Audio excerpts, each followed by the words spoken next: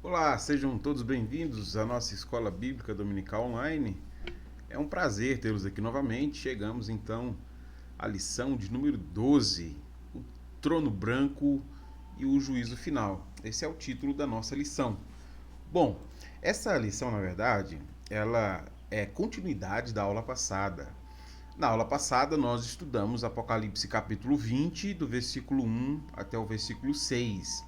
Por isso, se você não assistiu a aula passada, eu indico que você comece por lá, porque hoje nós continuaremos o nosso estudo do capítulo 20. Hoje seguiremos pelos versículos 7 a 10. Tudo bem? Então, se desejar, vá lá, assista primeiro e depois continue aqui para que o seu aprendizado seja contínuo. Afinal de contas, nós estamos falando sobre o milênio e o milênio está neste capítulo de Apocalipse, ok? Bom, eu quero tentar comentar os principais aspectos que estão ligados entre o versículo 7 e 10. Então, só recapitulando, nós tivemos o capítulo 20 está dividido em três momentos: antes do milênio, no milênio e depois do milênio. Antes do milênio, nós temos a prisão de Satanás, o milênio, o governo de Cristo, e hoje estudaremos depois do milênio, depois deste governo de 1000 anos. Este momento, depois do milênio, que é o versículo 7 a 10 que nós vamos estudar, ele está dividido em 5 cenas. Então, o que eu quero fazer aqui é tentar explicar cada uma dessas cenas, pegando os aspectos gerais e vendo onde isso vai culminar. Tudo bem? Então, nós estamos depois do milênio e são essas 5 cenas que vão acontecer aqui nesses versículos. Vamos começar com a primeira cena? A primeira cena aparece para a gente aí no versículo 7. A primeira cena, o texto diz o seguinte, leia comigo aí, por favor. Quando terminarem os 1000 anos, Satanás será solto da prisão. Então perceba que nós temos uma continuidade narrativa em relação ao que aconteceu anteriormente. O governo de 1000 anos de Cristo terminou, e quando os 1000 anos de governo de Cristo se encerram, esse período no caso, né? O período de 1000 anos de governo se encerra, ou tendo passado 1000 anos do seu governo, que foi o que eu expliquei a vocês na aula passada, Satanás é solto. A ideia dele estar solto aqui é uma ideia de liberdade condicional. Nós entendemos isso numa linguagem prisional, mas o sentido aqui seria mais ou menos este. Ou seja, ele é solto para mais uma vez provar a sua perversidade e para cumprir um plano divino. Então ele não é solto sem intenção. Por que Deus solta Satanás? Nós descobriremos nas próximas cenas que há um motivo porque Satanás está sendo solto. Ele vai cumprir parte de um plano divino que revela tanto o seu caráter como o caráter das nações. E é este plano divino que nós veremos nas próximas cenas. Na segunda cena que vai aparecer, nós percebemos então que parte do plano divino de ter soltado Satanás é revelado para nós. Vamos sempre tentando repetir para a gente construir a ideia como um completo, tá? Então vamos ler novamente. Versículo 7 e agora a parte do 8. O texto diz assim: quando terminarem os 1000 anos, Satanás será solto da prisão e sairá para enganar as nações, Gog e Magog, em todas as extremidades da terra. Então, Satanás é solto e a gente descobre neste momento que parte do plano divino de ter soltado Satanás é permitir que ele volte a enganar as nações.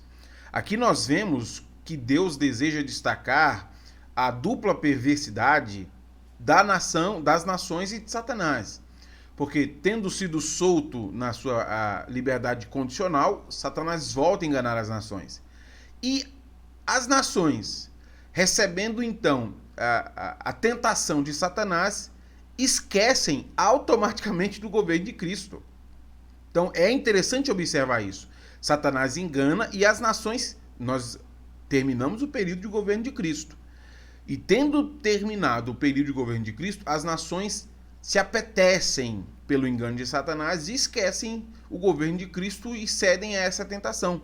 Então, parte do propósito dele ter sido solto revela a dupla perversidade desses dois entes aqui envolvidos, tanto as nações quanto Satanás. E aí o seu governo, a sua liberdade, o seu engano, o fato dele estar solto enganando, visa exatamente reunir essas nações contra o Senhor naquilo que vai ser uma terceira cena que nós vamos ver agora. Então, mais uma vez, ele se rebela e tenta conduzir as pessoas a fazer o que ele faz, que é se levantar contra o Senhor. Então, por meio desse engano, e veja, o texto faz questão de dizer isso, né?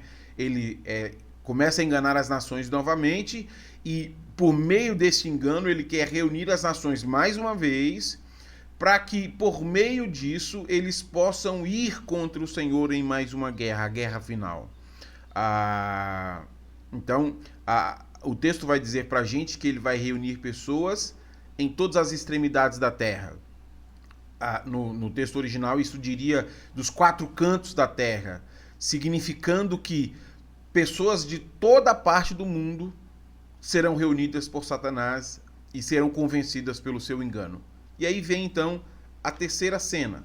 Qual é a terceira cena? Vamos sempre repetir, acrescentando informação após informação. Quando terminarem os 1000 anos, Satanás será solto da prisão e sairá para enganar as nações, Gog e Magog, em todas as extremidades da terra, ou dos 4 cantos da terra. Essa é a terceira cena, ele as reunirá para a batalha, um exército poderoso, incontável como a areia da praia. Então, tendo enganado essas nações, Satanás agora reúne um exército muito numeroso, e o exército é tão numeroso que o sentido literário aqui é como a areia da praia, ou seja, que é incontável, para lutar contra o Senhor. Então, o engano de Satanás consegue reunir pessoas de todas as partes do mundo. E o exército é tão numeroso que não pode ser contado. E isso para a gente é um pouco drástico, porque são pessoas que simplesmente esqueceram completamente o reinado de Cristo e aceitaram o engano de Satanás. Então, nesse texto, as nações são identificadas como Gog e Magog. Por que elas recebem esses nomes e por que esses nomes são usados aqui? A referência a Gog e Magog é Ezequiel 38 e 39. Se você nunca leu esse texto, eu indico que depois você leia para você entender o que significa Gog e Magog. Mas deixa eu tentar explicar aqui para você de uma maneira geral. Gog, aqui na referência do Apocalipse, é uma referência ao rei, o rei Gog. E Magog é uma referência às pessoas que fazem parte do reino. Você entende? Então, quando o texto bíblico diz Gog e Magog, está fazendo uma referência ao rei de um território e às pessoas que compõem este território. Então, se nós aplicarmos Gog e Magog aqui, o que o texto está dizendo é que Gog aqui seria o Satanás e Magog as nações que ele conseguiu enganar. Então, este grande exército está reunido aqui. Gog e Magog, portanto, seria Satanás, que é o governante dessas pessoas, que fazem parte desse território, e por isso as nações. E Magog são essas pessoas que se sentem identificadas com ele e que decidem pegar armas para irem contra o Senhor. Então eles estão sendo liderados por Satanás, e tendo aceitado o governo de Satanás, mais uma vez agora eles vão para uma guerra contra o Senhor, e essa é a quarta cena. Eles vão contra o povo de Deus. Vamos à leitura da quarta cena, agora o versículo 9. Subiram pela vasta planície da terra e cercaram o acampamento do povo santo e a cidade amada. Essa cena ela é muito simbólica e nós temos que entender a cena como uma cena simbólica, porque muito dificilmente todos os santos caberiam na cidade de Jerusalém, né? Se nós pegarmos a verdadeira cidade de Jerusalém, não caberiam todos os santos em Jerusalém. Então, o sentido aqui é muito simbólico. E é tão simbólico que o texto chama de a cidade amada. Essa expressão, a cidade amada, evoca passagens na Bíblia onde Sião é chamada de cidade de Deus, né? Zion, principalmente quando nós estudamos a lição anterior, Ezequiel, nós entendemos muito este elemento de Zion como sendo a cidade amada de Deus. Então, isso é simbólico. E o que Satanás faz é reunir Magog, ou seja, as pessoas que aceitam o seu engano, para virem lutar contra o povo santo. E agora ele tenta afligir outro sofrimento contra o povo santo. Outro, porque o anterior que nós vimos foi o do sinal da besta. O povo santo que não aceita o sinal da besta ou não aceita a devoção a Satanás, sofre retaliações por causa disso. Agora ele tenta fazer isso mais uma vez, mas a quinta cena que nós vamos ver, ela mostra que nesse caso ele não tem êxito. Ele tem êxito reunindo um grande exército, mas isso cumpre parte do seu propósito, que é mostrar a perversidade tanto dele como das nações, e aqui no caso Magog. E ele não tem êxito por causa da quinta cena. A quinta cena diz assim pra gente, leia comigo, por favor. Mas fogo desceu do céu e os consumiu. O diabo, que os havia enganado, foi lançado no lago de fogo que arde como enxofre, onde já estavam a besta e o falso profeta. Ali serão atormentados dia e noite para todo sempre. A resposta de Deus contra essa última rebelião é enviar fogo do céu contra Satanás e o seu exército. Depois que esses exércitos são destruídos, e veja, não há guerra, não há conflito, mais uma vez, é o que nós vimos anteriormente. Deus é tão poderoso que ele vence a batalha sem sequer ter entrado na guerra. E é isso que acontece, sem sequer ter acontecido uma guerra, desce fogo do céu, este exército numeroso é destruído, e agora Deus volta a sua atenção para o seu adversário principal. O adversário principal aqui no caso é Satanás, que provou seu caráter, e as nações que provaram seu, acreditando na mensagem de Satanás. E o que nós percebemos na descrição da próxima cena aqui, da quinta cena, é que assim como ocorre com a besta e com o falso profeta, acontece o mesmo com o diabo. Ele será lançado no lago de fogo e enxofre. Da mesma forma como a falsa trindade, a besta, o falso profeta e Satanás trabalharam unidos em oposição a Cristo e em oposição ao povo de Deus, o povo santo, agora eles estão unidos no castigo eterno.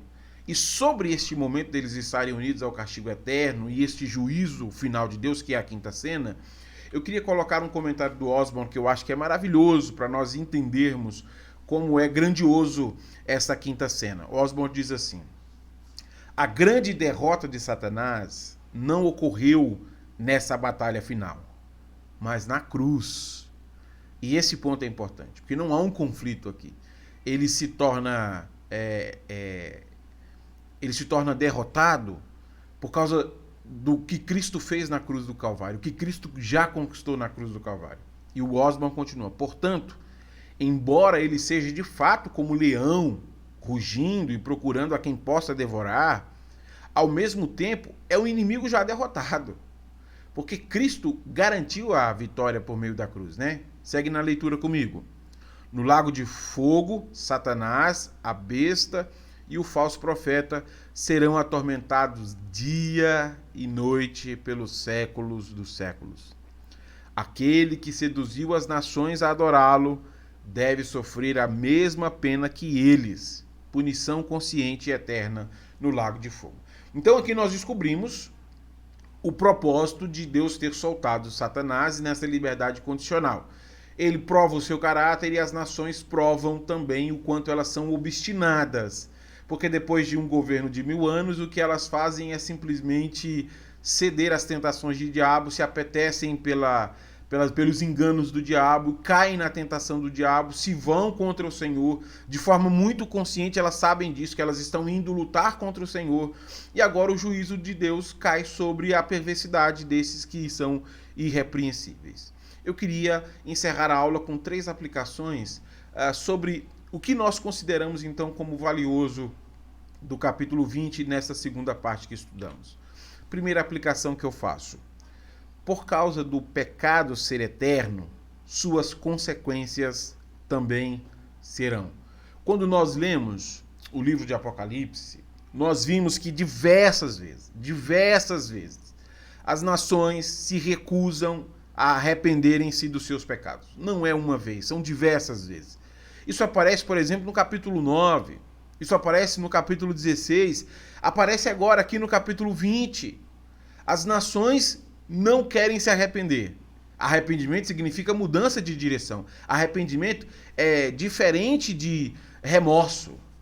O remorso você sente quando você é flagrado naquilo que você fez. O arrependimento é uma mudança de postura.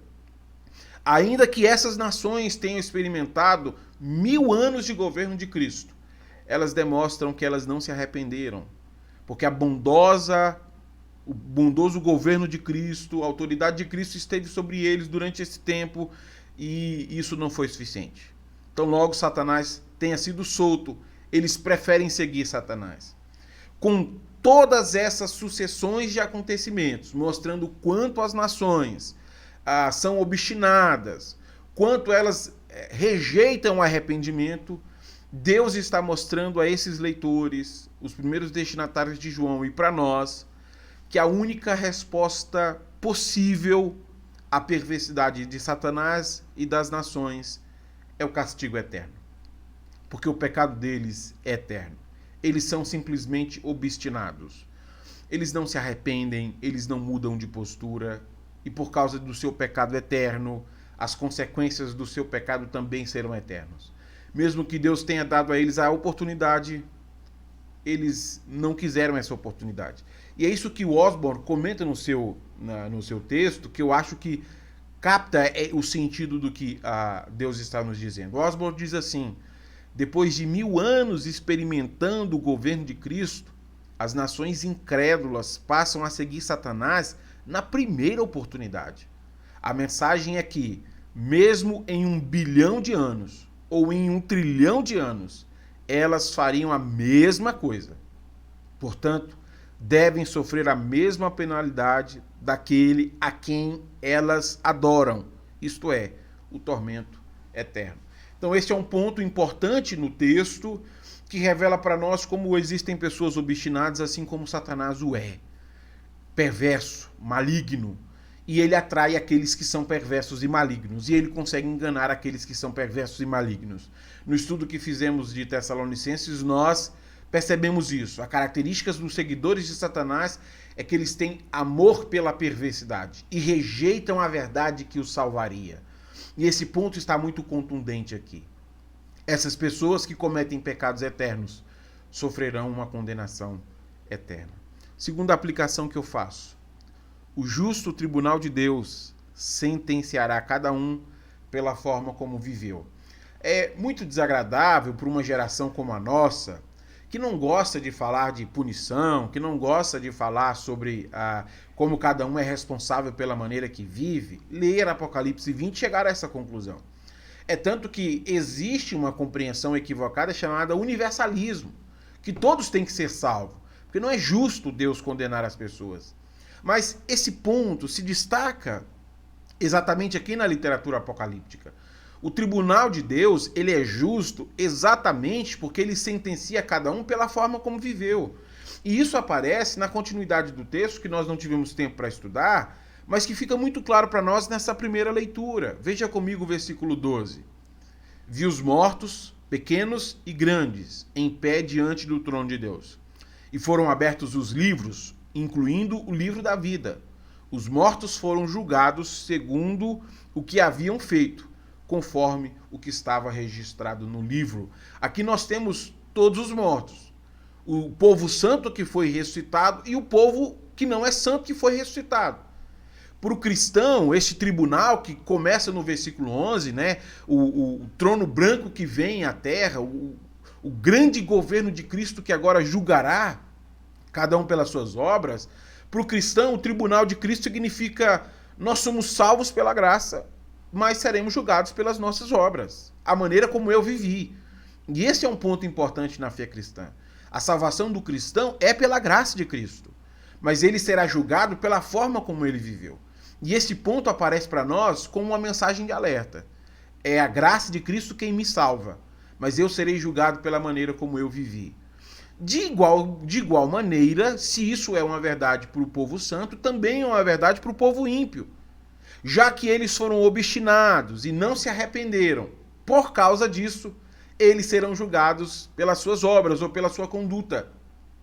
Então isso é uma dupla advertência a ambas as pessoas presentes aqui nessa cena cósmica, tanto o povo santo quanto estes obstinados que não se arrependem. Para o povo santo, olha, a salvação que vocês alcançaram foi pela graça, mas vocês serão julgados pela forma como viveram, a conduta de vocês. Fé e obras, então, é um princípio importante que Tiago tenta resgatar para nós e que aqui no Apocalipse aparece também como um elemento importante. E para o ímpio, como uma prova clara, ele é indesculpável. Ele não se arrependeu, ele não voltou atrás, o máximo que ele sentiu foi remorso e ele será julgado pela maneira como ele viveu. Terceira e última aplicação que eu faço. Se o pecado deu início a essa era, o fim dela dará início à eternidade. Nós sabemos que a era que nós vivemos começou com o pecado de Adão e de Eva. Desde que Adão e Eva pecaram, nós vivemos esta era a qual nós fazemos parte. Quando este período vai acabar? Este período vai acabar quando o pecado for exterminado, quando ele for tirado. E é essa mensagem que aparece para nós aqui no capítulo 20. E veja que essa promessa escatológica diz que não haverá mais pecado na nova era. Na nova era não, na eternidade. Porque a eternidade é diferente de uma era. A era que nós vivemos começou com Adão e termina aqui nesse trono branco. Mas a eternidade começa no trono branco e não terá fim. Se seguirá para toda a eternidade, para todo sempre. E veja que essa promessa escatológica, ela diz respeito ao fim do pecado e o início de um novo tempo, que é a eternidade.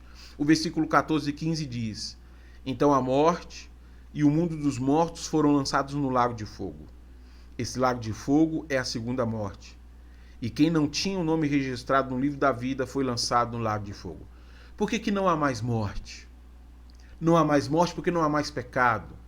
Nós temos um novo tempo para a humanidade. Um novo tempo onde o pecado é exterminado. Então essa é uma mensagem de esperança que deve preencher todo o nosso coração. Chegará um fim a essa era que nós vivemos. E o fim dessa era será marcado pelo fim do pecado que controla, que governa, que domina, que subverte, que oprime, que guerreia contra nós na nossa comunhão com Deus. Este pecado ele vai se encerrar no trono branco e no juízo eterno.